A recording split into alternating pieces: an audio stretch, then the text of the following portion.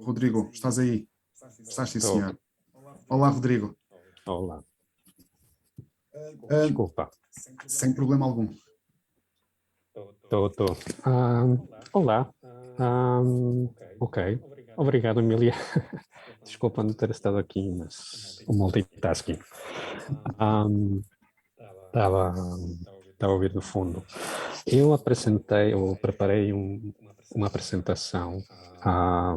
Vou tentar, no fundo, fazer os meus comentários, ou tentar continuar com esta sessão de diálogo, incluindo nos comentários da minha apresentação. Eu costumo fazer as coisas em inglês, então, se ninguém se importar, acho que vai ser mais fácil se colocar. Consigo ver-me bem, com a máscara eu não sei, eu não me ouço muito bem, mas Com a o som máscara está bom? é sempre mais difícil, mas conseguimos te ouvir bem. Sim, ok. Sim. Está bem. Ahm, Posso partilhar o ecrã? Sim, tens aqui por debaixo, compartilhar tela, isso eu. Sim, era só por causa das permissões. Pronto, aqui.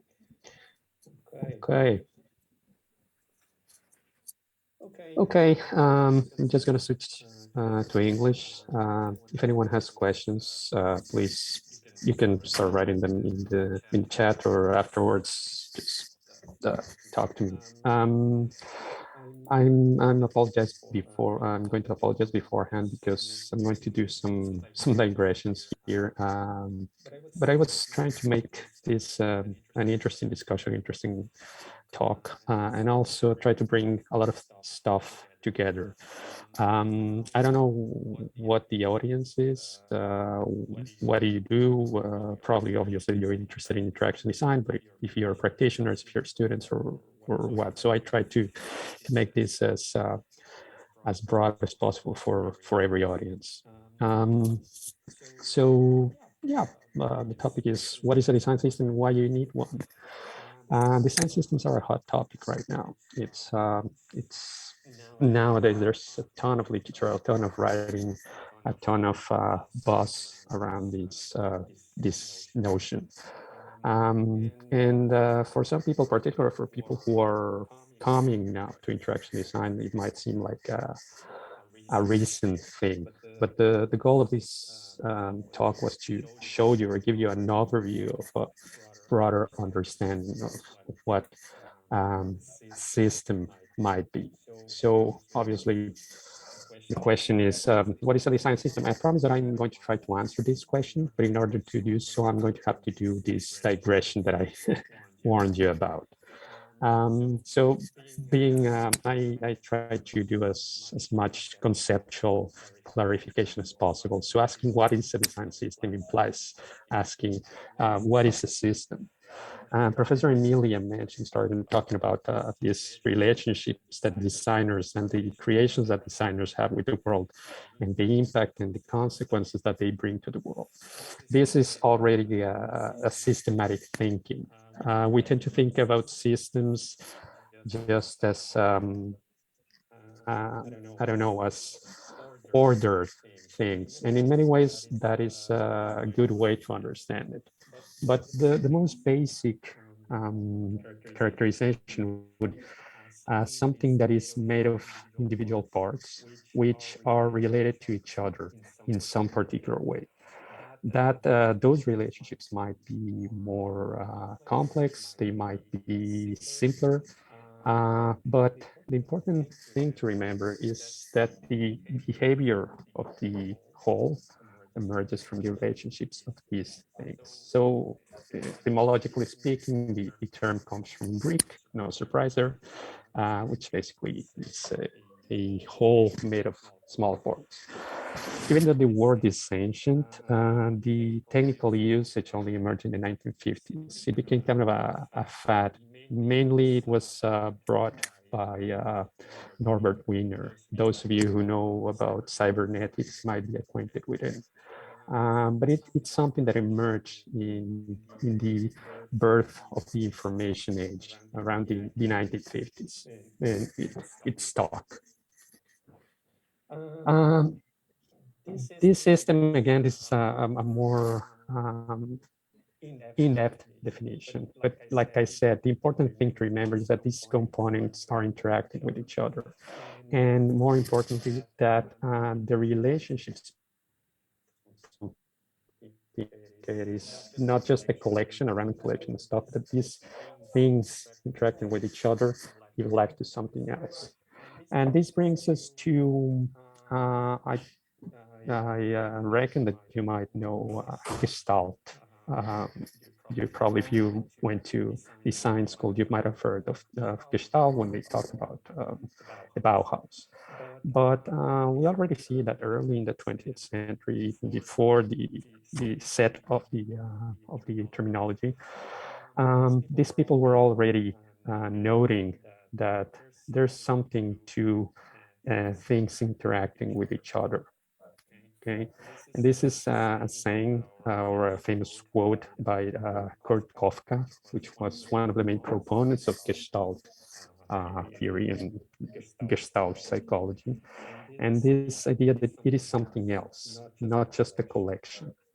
Okay, and this brings us to the notion of emergence. Okay, when we also normally associate an emergency with something that is that calls for our attention. It's something that it's unexpected. It's something that it might be tragic. It's something that needs to be taken care of. But in the sense that I'm using here, is something that rises up.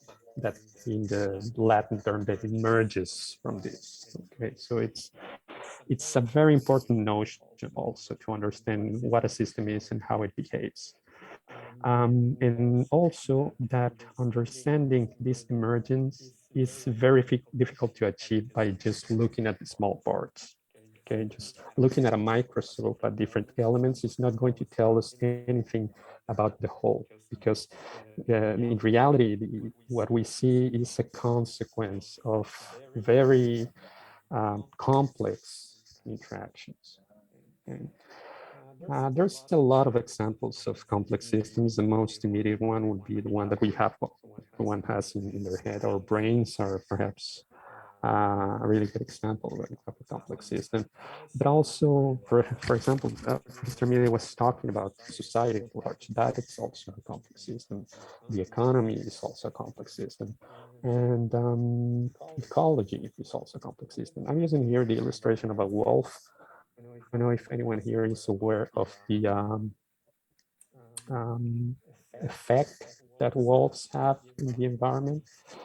This is nowadays a little bit contested, the extent of the impact they have. Nonetheless, it's a good example still. In the United States, there's this park called Yellowstone. And for a long, long time, wolves, as almost everywhere in the world, were hunted to extinction. The landscape suffered some changes, and eventually there was this initiative to bring the wolves back. And they started introducing a few animals. Eventually, and people started noticing that the wolves, since the introduction of the wolves, the ecosystem began to change in a dramatic way. Turns out, you can look this on the internet or whatever. Turns out that these animals are apex predators. What they do is they eat the large beasts that normally eat the grass and other vegetation that grows around the park. By eating these large beasts, more vegetation was allowed to grow, and more. I see a question here. No. Okay. I'm sorry. The more vegetation there is, the more opportunities for more fauna to take hold. So you start seeing a kind of a chain of reaction of effects that the mere introduction of this animal had. So it brings us back to the idea that there is a balance. And I'm not trying to be here a tree hugger or give you a kind of a hippie outlook. It's just about how important a single element might be. Changing a single element in a complex system might have unforeseen effects. Okay. Am I losing you so far? Or Can you hear me well? I don't have any feedback and I'm just talking to myself. I do this often, but if anyone raises their hand or giving me some indication that I'm not just talking to myself, it would be. So, in summary, the behavior of a complex system cannot be deduced by the mere understanding of its parts. Okay, and we can think about complex systems in terms or as, I don't know, the cosmos, the solar system, social bodies, whatever. Okay, so just hold on to this notion. This is a complex system. It's a thing made out of parts that interact with each other. Okay. Now, why is this important? I'm going to make another digression here. Professor Emilio was talking about consequences of design, and yeah, it is perfectly true. Designers act on environments, but also they are located within environments. Whatever they're doing, they do, whatever they create, whatever they bring into the world, it's going to have a direct impact on that world, on that circumstance. Professor Emilio also mentioned Professor Richard Buchanan, a quote that I like to say often concerning design products. A good way to think about them is that they are arguments about how we should live our life. Every product that we bring has with it a set of rhetorical devices behind it. It has to do with the type of lifestyle that we are choosing, that we are endorsing, and that we are supporting. So we can think about design in this as a complex situation. Okay, it's something that it's situated in its own complexity. It's an element that is interacting with other elements. So it's very basically complex systems all the way, either in the macro sense or in the micro sense. Now, obviously, it is very difficult to deal with complex systems. If they were simple to solve, we wouldn't have, I don't know, economic crisis. We would be able to, I don't know, cure cancer or Alzheimer's. So a lot of situations we probably would be able to solve poverty, wealth distribution, whatever. I'm talking about, I'm not saying that it's not responsibility or an interest of designers addressing these social situations. But we are more concerned in this particular context with how designers tackle complexity. And you probably heard about wicked problems. I'm not going to go into there, but already know that design work is hard work because it requires a lot of research. It requires a lot of understanding. It requires a lot of contextual information. So how do we deal with situations that are so complex that just by looking at the different elements is not going to tell us anything? Well, over the course of decades, we have developed a series of methods. There's tons of design approaches. But basically, we follow heuristics, rules, and we try to come up with frameworks that codify previous experiences. We plan, we organize. There's many definitions that describe designers as planners. Okay, people who plan and who have people who create plan to create something. And that brings us to how we approach that. And one way to do that, or a very interesting way to do that, has been through modularity and patterns. And this is something that is also related to complexity. It's a kind of a subset. Okay. But in order to discuss this, I'm going to have to make yet a digression. Okay. Please tell me that you're not lost. Bruno, can you at least tell me that you're around, or somebody? Estamos aqui, estamos aqui. Okay. Thank you. I just hate to be talking to myself. Okay. In order to talk about this, we need to introduce another concept, which is self-similarity. I don't know if you heard about it. I don't know if you know about fractals or heard about this concept. But it's also very important. It's quite interesting. It's a fascinating thing in itself.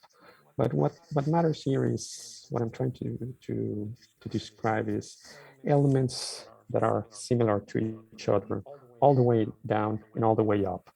The most immediate example, I mean, everyone, if we have a window, probably we have a view of a tree somewhere. Okay, and you can see here in, for example, the structure of certain things. You can look at a tree, and it's the same structure all the way down. Okay, you have, for example, the roots, the trunk, the branches. They all form into smaller branches, and those smaller branches eventually form into leaves that have the same structure. It's got a trunk, it's smaller branches, and so on and so forth. And we see this in a lot of structures. People started noticing this, not just from an engineering point of view, I mean, in the sense of understanding the structures, but also in aesthetic sense. Probably you're familiar with this illustration by Hokusai, but you can see here, this was done in the 18th century, and he already started. He was a really good observer, and he saw this. It was afterwards confirmed that the shape made by the crests of waves is actually a micro representation or a micro version of the larger wave itself. Okay, so we see these types of patterns all over the place, or on cells, social bodies, the way that we organize. We have harnessed this notion, at least intuitively, a lot of the time. And nowadays, through computation, we can do it in force with simulation. Okay. So self-similarity is very important to understand modularity, for example. We can see these building blocks, and modularity is very important for design. And we can see a very one of the earliest examples in typography. Modularity allowed us to do or allows us to do a lot of stuff. Using the same building blocks to build larger stuff is a really powerful approach to tackling things. And it's a very interesting approach to building complexity. And we can start with a small brick, and by combining a lot of bricks, we get a more complex structures, such as building. By using modular and interchangeable elements, such as letters, arranged in different ways, we can compose an infinity of stuff, okay, in this case, text. Okay, but it's the fact that these things are interchangeable, that can be taken apart and recombined and formed in other ways, but they maintain certain coherence between themselves. It's a very powerful, very important notion in design. Okay? And we see this all over the place. For example, you can see almost anyone has been into contact with an IKEA piece of furniture. You can see the way they produce it. So not yet another very interesting example of product design itself. The way they produce their stuff, the way the logistics that it's behind the production, the way they use different parts, the way they recombine different elements in order to build different new complex structures is also an expression of this sense of modularity and self-similarity. Okay. And we have been using this for a long, long time. Graphic design, which is one of the earliest forms of design, relied heavily and continues to rely heavily on modularity. A layout, a grid, a simple grid, that thing that design students hate to do, but that it is fundamental not only in graphic design or editorial design, but nowadays, as you know, in web design and in UI design. Okay, so this is modularity at its best. It's different elements, more or less the same shape, more or less the same size, rearranged and reorganized in different ways. Okay, and this gives you a lot of what's called a combinatorial possibilities.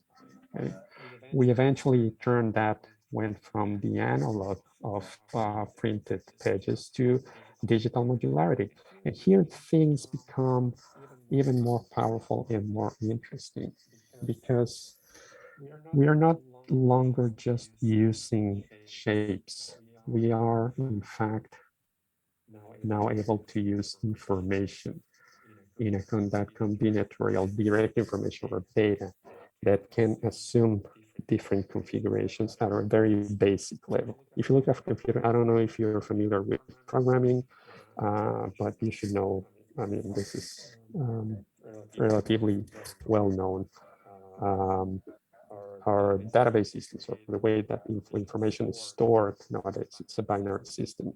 Okay, so we just have two symbols that combined in different ways can assume virtually, I'm not going to say directly, infinity of different configurations.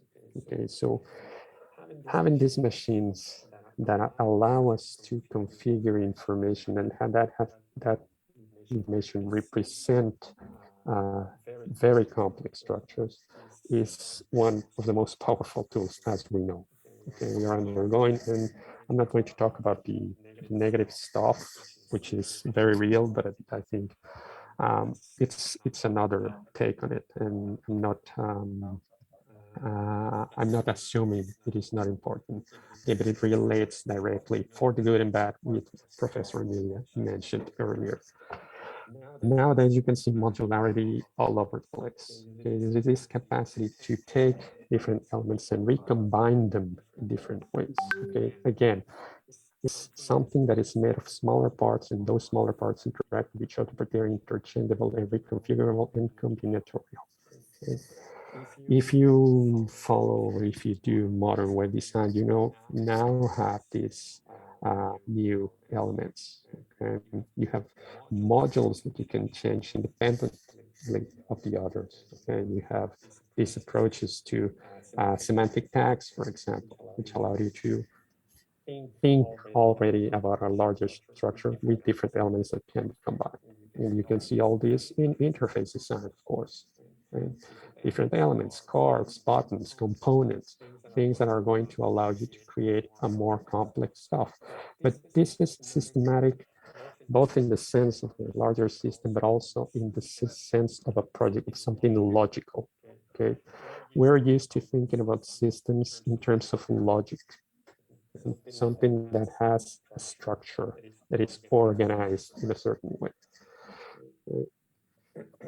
So why is important? Why is modularity important in UI design? Well, because it gives us that flexibility that we're talking about. It gives us possibility of doing better maintenance. And we change one element and we change the other elements. If you do anything in Figma, you know that you can create a single component and make copies of that component rather than creating individual components.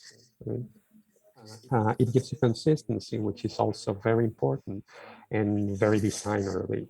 Okay, consistency and coherence are probably the most important things at any level in design. And also, in a more functional way, this modularity allows you to have faster development.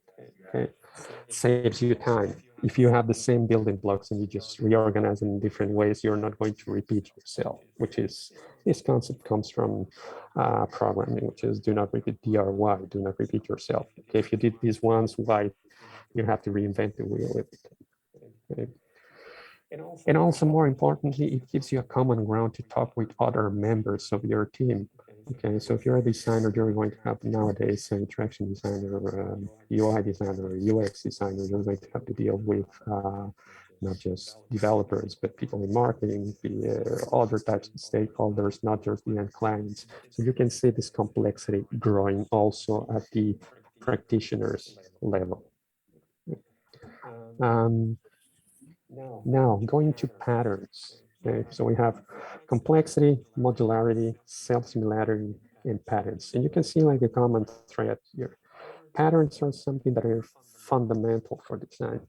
Graphic design has a discipline that merge thanks to patterns.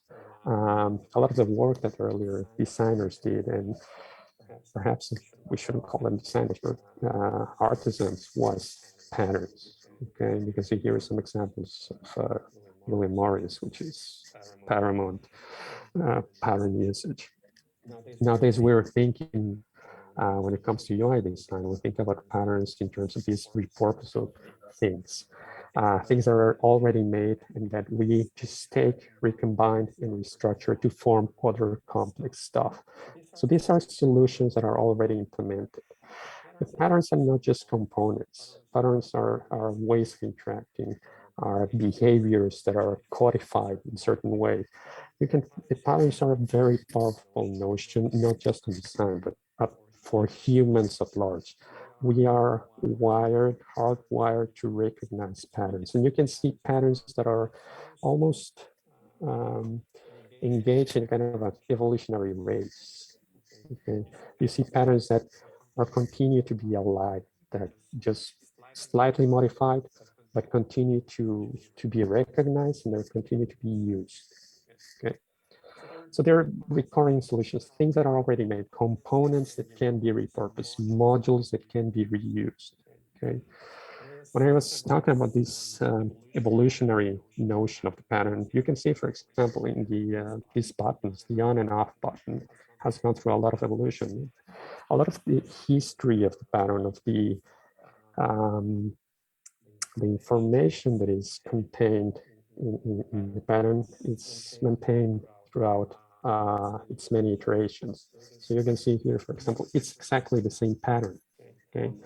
And it becomes abstracted in a certain way. And you can see that, for example, in writing. I don't know if you've seen where the Latin alphabet comes from and the Arabic numbers come from. It's just different patterns, different symbols that through time have evolved until they became the things that we now recognize. And patterns are also not just visual things, but the ways that certain things move. For example, we now recognize the pull and release pattern for updating a news feed in a social app, for example. Or we can see certain vibrations, or we can see sounds, or we can see certain motions that we now associate with certain particular meanings. Okay. So a pattern, this kind of a straightforward definition, is just a structure that allows you to solve a problem. This can, of course, have a dark side. If my only solution or my only way to address things is a hammer, I'm going to instantly transform every problem into a nail. Okay. So this should be taken with a grain of sand. Patterns are good, but we need to use them carefully. Okay. Now in UI, I'm not going to go too much into this because I think I'm taking a lot of time. In UI design, we can distinguish between functional patterns and the perceptual patterns, the things that how they operate and how they look. If you're interested, I can share this with you afterwards, but I'm not going to go too much into this. Okay. What's important is that in the realm of digital design, we can separate these two things. Okay, one, the behavioral pattern isn't necessarily attached to the visual representation. This is also very powerful. This is also a representation of that modularity. Okay, we can have the same pattern in alternate representation. We can have the pattern, in this case, a pattern card, for example, for displaying information in a website, across websites, and we already have this module done. And the only thing that we need to do is alter certain aspects of that pattern in order to achieve a certain particular effect. This is, of course, very powerful. We don't have to rebuild stuff from scratch. Okay. You can also see these different versions. All of these things are fun. Once we recognize and we are able to talk or recognize the language, we can build new representations, new forms, new speeches. Okay. Again, another example of a card pattern. Okay. When it comes to pattern, at least in UI, we have this, it usually meets these three characteristics. It does something, okay? And it's used for addressing a particular situation and also a context to be used. Okay, what is it that I'm going to solve? Okay, so this is important. In order to display, to use, to deploy patterns, we need to have a particular situation or context in which we are going to use this. Okay? So these are some of the things that we use patterns for, at least in UI design. And I'm focusing on this particular aspect. Okay. Again, I'm not going to go too much into this because it's not a UI. I'm just trying to give you a general overview. This is also very important. Patterns are by definition something familiar, something that we recognize immediately. We know that we're looking at something, even if we don't know it, their name, and they're recognizable. That's why, for example, I don't know, the new iPhone, even though it's a slightly changed interface, doesn't have an instructions manual. I don't know about you, but I haven't seen an instructions manual in like a lot of time. Okay, at least probably with the only things that I use are the ones for electronic appliances, which are very bad examples of interaction design. So why we go to patterns? Because normal patterns are easy to recognize. Okay, that's why we can have the same symbol or the same configuration to represent the on and off that we inherited from the 1930s, and repurpose that and use the same pattern in an on and off button in a, I don't know, in a PC or a computer. That's why in Word, famously, the save menu is still represented by that floppy disk. Okay. So what makes something different is how things are organized. And you can see all going back to the notion of systems. Okay. We are the same, for example, we are the same animals. We are made of the same things, of the same elements, 2,200, I don't know how many elements. We are just reconfiguring different ways. The same information in your computer is using the same hard drive, the same basic elements, and reconfiguring everything in different ways. You can see videos, you can see photos, you can browse, you can create, you can make stuff. Okay. Again, this is the power of modularity. And like I mentioned earlier, we are hardwired for pattern recognition. This is something that was early recognized by the Gestalt proponents. Okay, this is the reason why we see Jesus on a toast, for example, or why we post hoc we see that a certain situation in our life could be explained by, I don't know, some astrological situation. Okay? Patterns are fundamental for survival. Even we recognize you can think anger or facial expressions in terms of patterns. Okay, how do you know that if somebody's happy? Well, look at their eyebrows, look at their eyes, what they do. That's a pattern. Okay,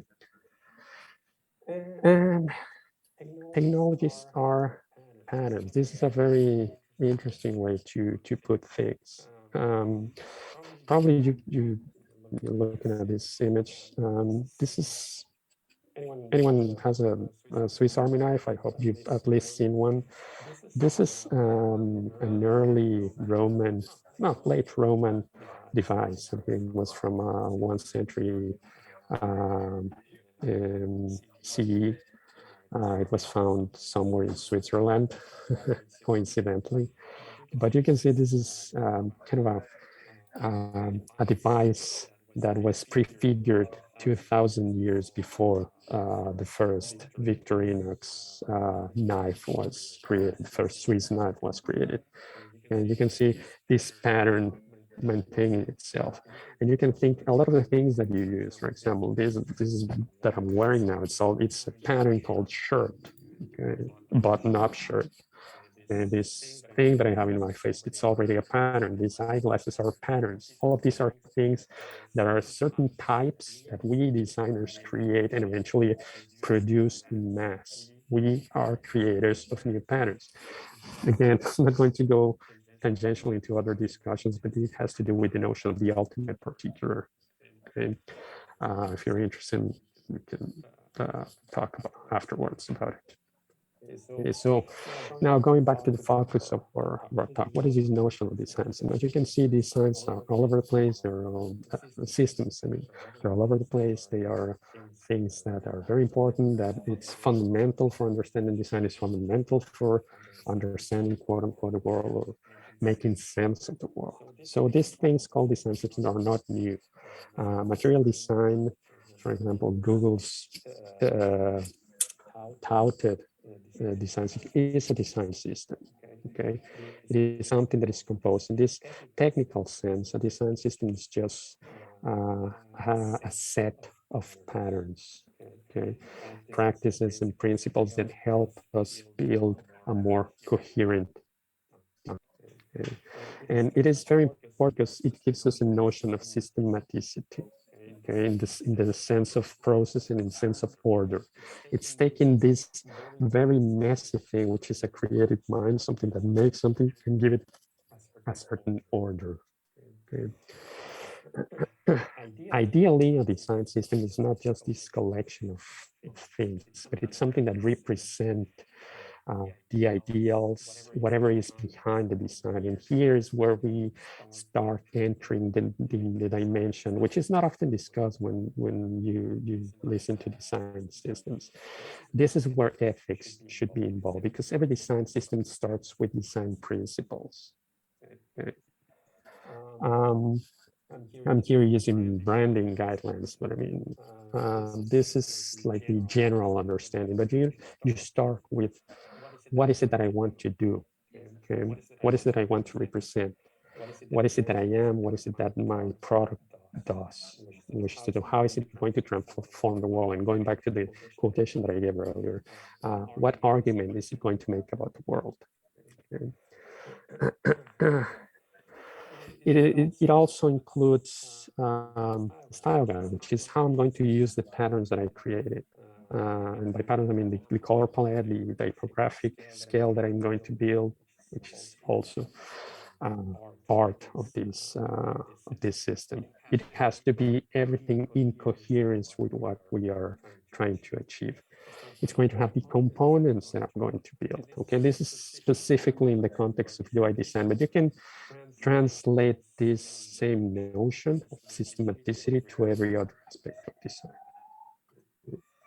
And you're going to have a library. This is also very important. And sadly, I don't have time to talk about it, but it's a fundamental aspect or one of the reasons that make design system important. It's a communication tool for designers to have with other stakeholders.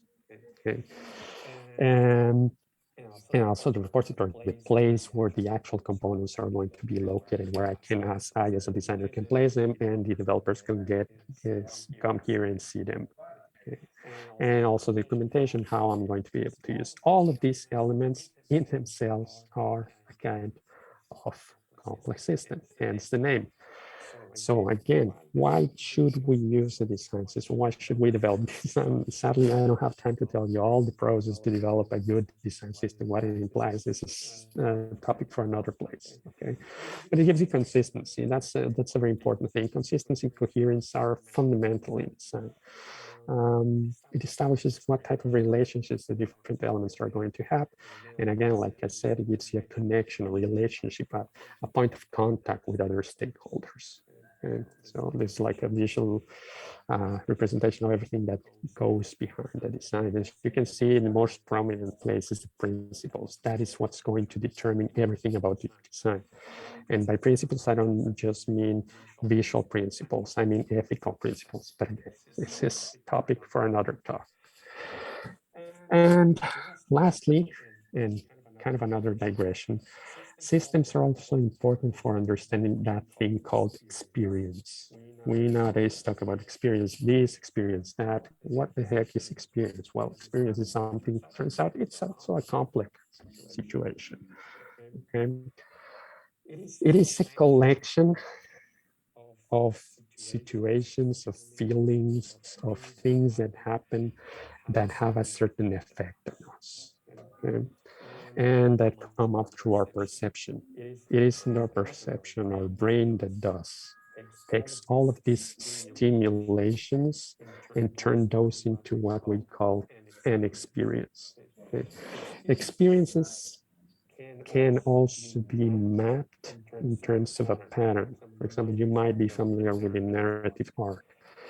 You can call a movie an experience, a story experience, and that story might be very well built on top of a pattern. You might be familiar with telenovelas, for example. That's a very particular pattern that for a lot of people, I'm not going to go here into good taste, bad taste. For a lot of people, they function perfectly. They give them the experience that they're hoping for, and they are built in a formula-like pattern. Okay? So an experience is also a system because it's complex, it's dynamic, meaning that it changes in time, and it cannot be reduced by a single element. For example, you can have the date of your life with your significant other, and that date might include a lot of different elements, sitting at a certain place, going to watch a certain movie, I don't know, having a drink, kissing, whatever, okay? And you see the whole experience of having that time with that person, not as a collection of those small parts, but it is the whole unified things that make up that thing that we call an experience. So hopefully I didn't bore you too much. If you have any questions, comments, please bring them on. I think I did not take too much time, but I don't know. Rodrigo, thank you very much for the presentation and for this lecture about design system. I appreciate very much. I was here enjoying and eager to hear about what you were coming up next slide and talking about all the basis of design systems and the design patterns. I think Elder has a question, and he put it on the chat. I want to try to put it for you. So he asks, how do you differentiate patterns in a design system when you have the same product used by different cultures, for instance, Europe versus China? How the design system must handle with this situation? Of course, you have to be cultural and contextual sensitive, but like I said, the same pattern, for example, I mentioned the example of being angry or happy, okay? There are certain things that are universal to human beings, irrespective of the language that we use. So increasingly, we're going to rely not just on the semantic information, but visual information is becoming more and more important. So we can use the same patterns to convey certain things. So for example, your iPhone, I'm assuming that just saying your iPhone, you probably have another brand. Let's say that when you introduce, if you're an ancient person like me and who doesn't like to have face recognition, I use my code. But whenever something is wrong, the iPhone is going to mimic this movement of a person saying no. Okay, so we can find these different patterns that are conveyed in different ways. I don't know if I answered your question. I think I went too much into the cultural thing. Let me reread it. So, you were, I think, if I understood your question, it's the same component, and you might shape it a little bit differently. It's like, for example, the brand Hollanda, Hola. Okay, it's the same pattern, so to speak. It's the same brand, but it localizes in different ways. Okay, so it maintains. How can you maintain coherence throughout these different representations? That's probably the most difficult thing for a designer to do. Okay, it has to do with visual design, it has to do with branding, it has to do with a certain logic, and it has to be with curiosity and a lot of time with innovation. Colors. Sorry to interrupt. I have just an example. 10 years ago, more or less, I think a little bit more, I stumbled upon the website of Coca-Cola, and I think it was on the 2000-ish, late 2000 maybe, 2008, 2009 maybe.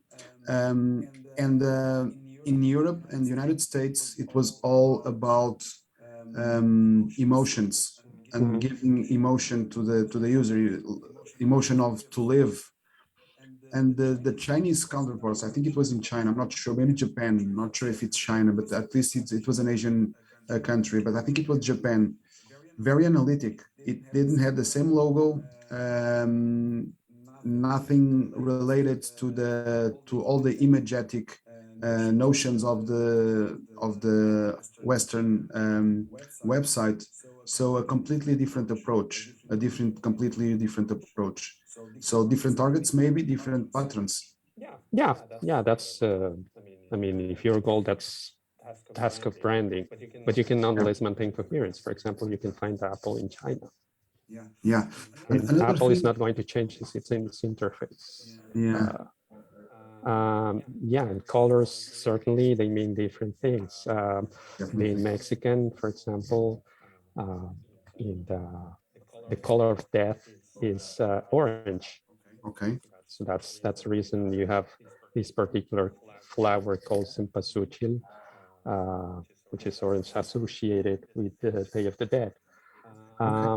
So of course you need to have cultural sensitivity, but whether your goal is maintaining the same identity of the brand or not, that's an issue for branding. But we recognize there are certain patterns that are universal, and you can rely on those.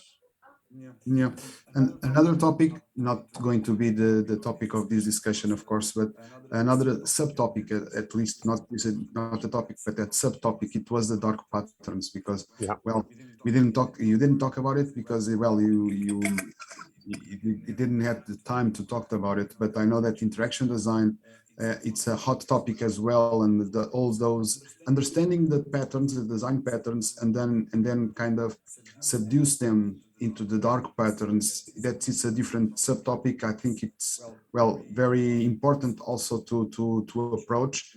Not it was not this. Yeah, it's taking advantage of this hardwired notion. For example, I mean, the most common one is using the primary color in the wrong button. Have you accept all the cookies? And this is, I mean, nasty 101 is taking advantage of our own recognition. It's being knowledgeable of the patterns that we associate and just using that in to their advantage. And I mean, it's an entire subplace. Of course, this is something that should be completely avoided. Okay, it's using, I mean, in many ways, design is manipulation. It sounds bad, but it is. We take ethics, we take aesthetics, and we take technology, and we manipulate people to do stuff. Ideally, we manipulate people into doing the things that they need to do. Okay, so that puts, again, a lot of responsibility and a lot of ethical weight on what we do. That's why Professor Emilio was mentioning this. Okay, we have a lot of power and a lot of responsibility. It's like Spider-Man 101.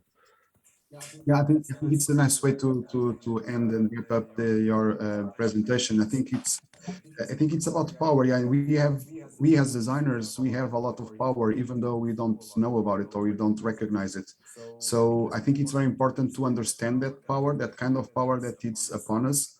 And then that, as you said, we can manipulate the interface, we can manipulate how we perceive the interaction by itself and the interface by itself, putting elements and seducing shapes, colors, all the cultural aspects that were already mentioned as well, taking that in a big melting pot. And we as designers, we have to be very aware and have the notion that we are responsible by that. And therefore we should be ethical, enlightened. I'm not sure if that's the right term, but at least responsible, ethical responsible for our own actions. And therefore, as you said, like a spider web, with big responsibility, with big, how is it said? With big power comes big responsibility. Big responsibilities, yeah. Uncle Ben from Spider-Man, of course, always. So yeah, I think it's a nice way to put things, and patterns and design patterns are a huge and play a huge role on that. Yep. I mean, it's an entire world in itself. That I think the important thing, or the takeaway that I would like to give you is, you need to think systematically as a whole. It's not just the interface. It's not even just the application. It's the entire world that it's located within, and the potential consequence that it's going to have. And also that these patterns and these modules and these things should be and must be guided by principles.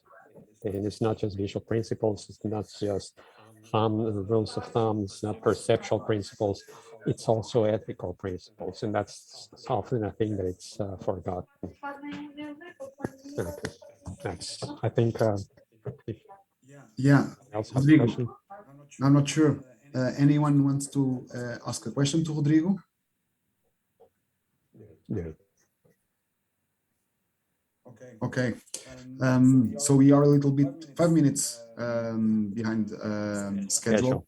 Yeah, but nevertheless, I think this wrapping up your presentation, I think it was a nice way to pass the testimony to Handed. It is going to be the next presentation. Rodrigo, thank you very much for your time and for Thank you this very much for the excellent invitation. presentation about design patterns. Rodrigo, thank you very much.